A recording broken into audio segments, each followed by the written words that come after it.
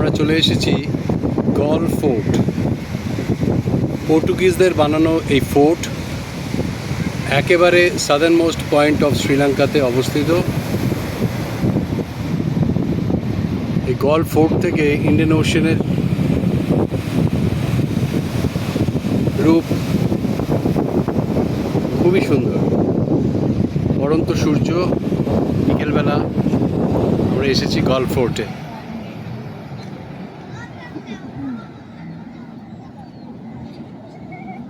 দেখি একটু এদিকে তাকাও।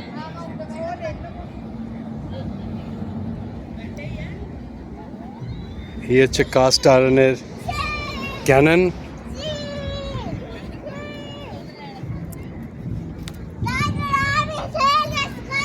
দূরে গল ফোর্টের টাওয়ার।